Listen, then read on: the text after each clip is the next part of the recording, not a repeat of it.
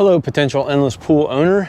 My name is Glenn Mills, U.S. Olympian and co-founder of GoSwim.tv, a producer of technical swimming videos, partners with USA Swimming and the American Swim Coaches Association. And I wanted to give you just a quick tour of my backyard with my Endless Pool Elite, and to kind of show you some things to think about if you're thinking about getting a pool, which you should be. So first of all the gates to the outside are locked. And this is how our clients come in. We do teach here, so this has had to be thought of a little bit more deeply than just a pool for myself. So welcome to the backyard.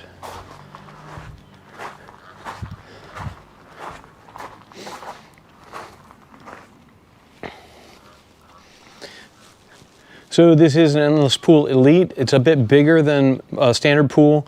It's 14 feet long and 9 feet wide. One of the reasons I knew that I had to get it wider than normal is because we have big athletes that come here. We have everyone from actually 7-year-old kids to Olympians, and pretty much all types of people in between. We do have people that come here and test the pool, and one of the things that they ask is how fast does it go? This pool goes really fast. You probably don't need a pool this fast, and so people will ask, how slow does it go? Well, it goes off.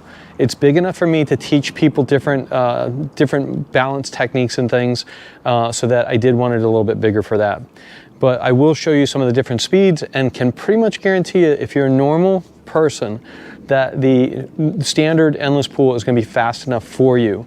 They do have many performance models, again, up to the top of the line, which is this pool. But again, this is what we needed. So I'm going to show you some of the things that we do, the part of the design in putting it together, and then also some of the things, the daily maintenance that some people get worried about. I am not a real handy guy. I'm mostly a video producer, swim coach, teacher, more of a tech guy. I will let you know, I built this. I did it myself. I did have a friend do all the pretty stuff around it, but the actual pool, I dug the hole, and you'll see it's a process, but you can do it yourself. But if you're if you're challenged by this, then Endless Pools does have installers that they can get for you. So I'll show you the design and kind of what we did. It was important to us that we actually bought this house specifically knowing that we were going to put this pool here. And knowing that we were going to stay here for a while, I buried it half in and half out of the ground.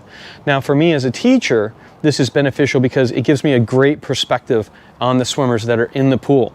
In fact, this backyard has been designed so much to teaching that these rocks here that you'll see that are at the end of the pool actually give me a perspective so that I stand on these rocks and can watch the swimmer. So you'll see they're centered right in the back. So that's how much thought went into the design of this particular pool. You see that we have pea gravel all the way around the pool. That is because we have splashers in here. We will have people that splash quite a bit because they're swimming very fast. So the water washes down into the pea gravel and then is safer. Now, to make sure that we don't get any pea gravel in the pool, we have this mat here. We do plan on having a nice step. We just haven't gotten to it yet. So I'll show you real quickly. Right now, as you can see, the pool is covered. This is the security cover. So it's very, very secure. I do have the backstroke mirror above. And what you'll notice is right now, there is no covering for the pool. In the summertime, because of the heat in Arizona, we're in Scottsdale, Arizona, and because of the heat, I generally have a sunshade that goes over the entire backyard. But in the winter, I take it down, and as you can see, when the sun hits it, it helps warm up the pool. So in the winter, the pool is kept at 85, 86 degrees, which is really warm, but fantastic if you're a teacher, because the hardest thing to do is teach someone that's cold. Now in the summer, we put the sunshade on and we actually turn the heater way down and try to keep the pool maybe 82, because then it becomes very refreshing for the individual. One of the other things you'll notice about this pool, if I move this back a little bit and maybe aim it down, is that this right here, underneath this are the mechanicals to the pool. Not all the mechanicals, but it's the pump and the heater and the filtration. So it all sits against the front of the pool, but it needs to be able to have access. So this is actually on rollers, and there's actually a track right here under the gravel, under the pea gravel, that we cover up so that nobody sees it, but we get monsoons here. And so I have to be able to get this off of there quickly in case any flooding occurs. So there's a pump in there as well as an outlet very close over by the fountain. And so if a monsoon comes and we do experience some flooding, I have another cover that I put over all of this during monsoon season. But if water does seep in, then I start the pump that's in here, which then pumps it over the wall out into the street, which is legal. So that's something that you have to take into consideration, is your environment, and when you're setting it up, kind of how to pre-plan for the future should anything go wrong. If you're putting it indoors, obviously it's going to be, the ventilation is going to be more important, but outside you have to think about just the weather. And fortunately here in Arizona, it doesn't rain much, but when it does, it rains pretty serious. So let's open the pool up, and then I'll show you the daily activity that takes place. So the security cover simply rolls off,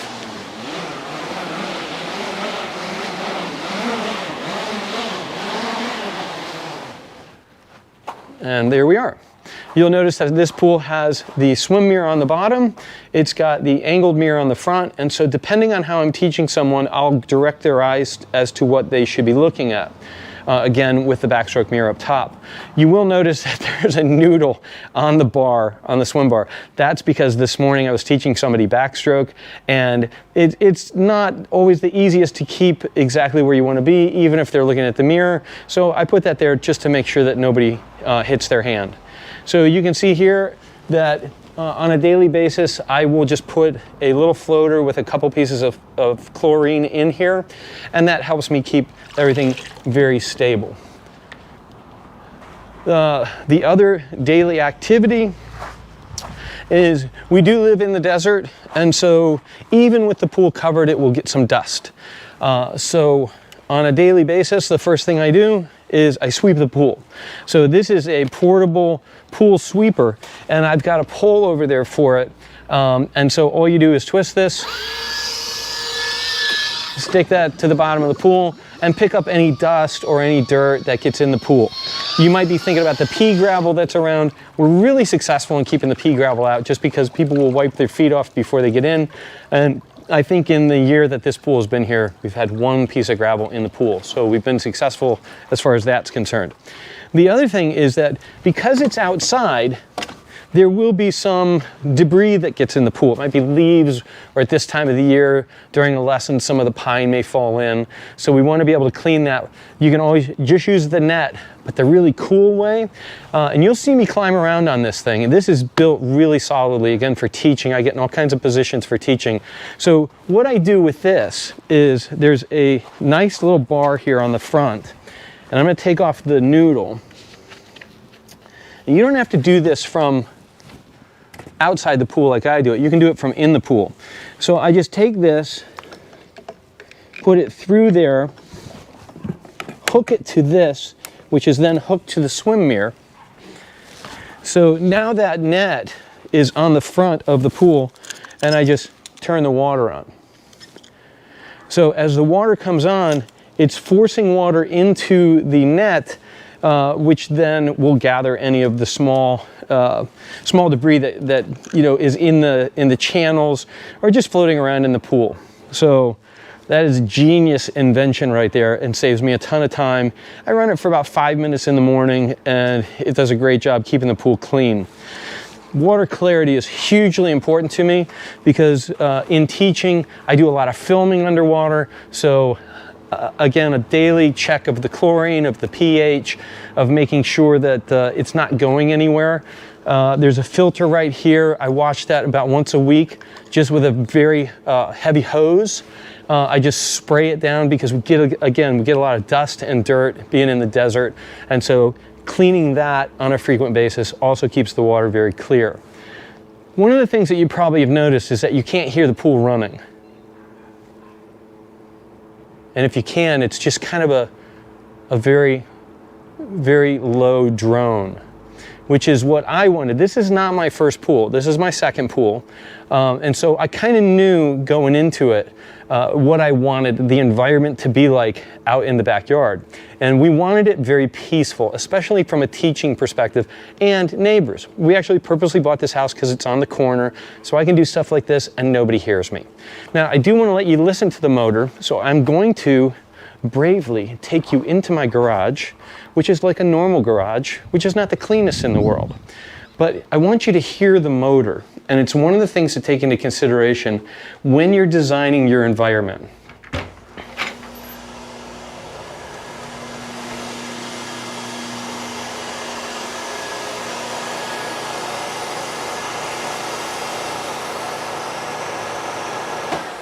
So there we turn the motor off.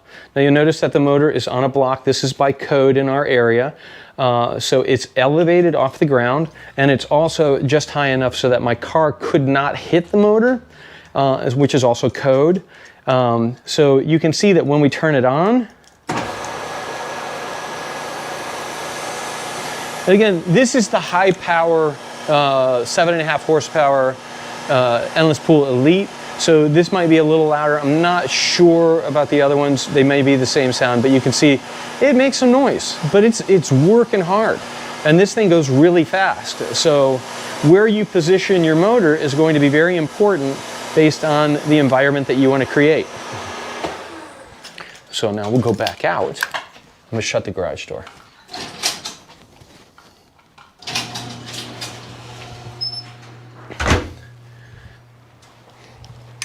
Now, you saw where the motor is. Now, one of the things that I had to do was, because the pool is dug down, there is a trench that I dug down through here that holds the hydraulic lines, the low volt electrical, and they all go through this wall. Now, this is a temporary seat. You can see here we're building an outdoor shower, so it'll be nice for people when they come over. But there is a trench that comes down here that is in really thick conduit, so it's protected. It's not just laid in the line, even though it's probably okay just laid in the ground. We did put it in some conduit and made sure that it had some weather treatment stuff in it. So this is basically it.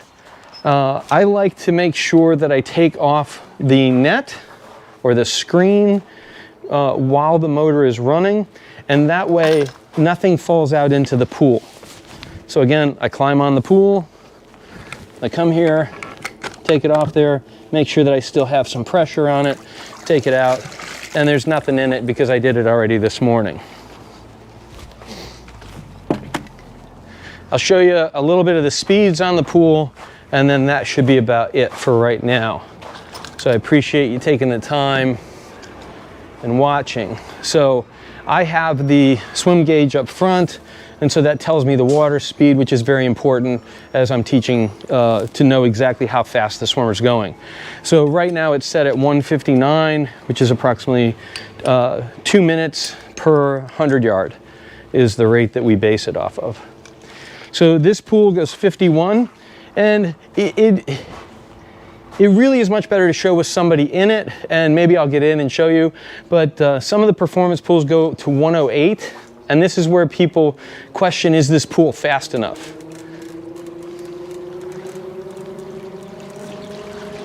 We're not quite there yet. This is 108. So you can see by the water hitting in the back how fast this is. And so most people don't swim here. And when I'm teaching or giving lessons or training someone, we're generally around 130 to 145. The Olympians that come here, they max it out. They go as fast as it goes, which is 51 seconds per 100. And I'm going to show you what that looks like. So there it is at max speed, and you can see if I leave it there, the water's actually going to splash out of the back. So we don't like to leave it there without a person in it. So when a person's in it, it disrupts that flow, and we don't get as much of the spill in the back. Endless Pools does have a guard for that. I decided not to put it on because I have people that push off the back quite a bit. because we get into this, we actually work on some breakouts and different skills pushing off the back wall. So I decided to not put it on, but they have made accommodations for that if you do go really fast and you're by yourself. So I hope you enjoyed the pool. If you have any questions, obviously I'm easy to find. You can find me at GoSwim.tv, the website. Instagram is GoSwimTV, and obviously we have a Facebook page and all the usual socials. But contact Endless Pools. They're wonderful people. I've worked with them for a couple decades now, and just a fantastic environment, great place to swim, and especially these days, it's great to own your own water. Thank you.